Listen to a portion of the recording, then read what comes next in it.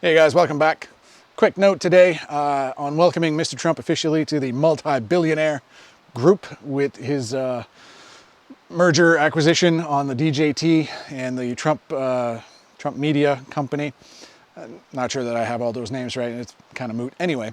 But for those of you who think, oh cool, this will save him and he'll be able to pay all of his legal fees and campaigning fees, obviously that's not cheap. Watch Brewster's Million if you want to see how to go broke.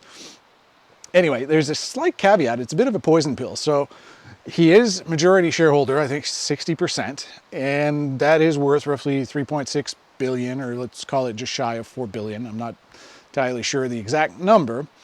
But to cover his legal expenses, his fines, fees, whatever you want to call them, he'd have to start selling, which is never good when a majority shareholder sells. I don't know if you guys remember what happened to Bed Bath & Beyond when that CEO liquidated.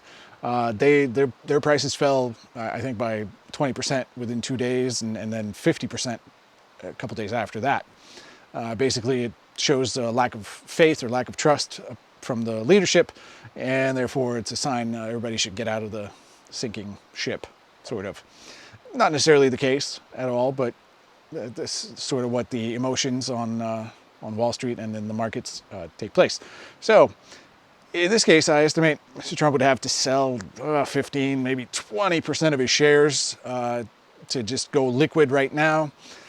And here's where it gets weird is, yeah, he would be able to pay all his expenses, but the price of the shares would go down. And then so all his partners and major shareholders all around him would likely be very unhappy because their worth would go down. Not to mention the worth of what he has left in the company would also be diminished by this move.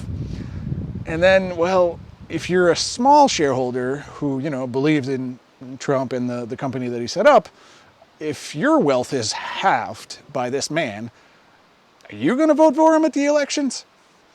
That's a tough conundrum. And I mean, Republicans seem to be very I don't know if the word honorable, but they seem to be wanting to vote for him no matter what takes place. So maybe it's not an issue as I see it. But if I was in that boat, I would definitely have a hard time voting for him if he collapsed my worth, or at least part of my portfolio, to pay for his expenditures.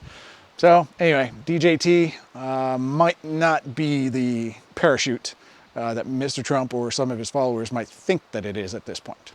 Thanks for watching.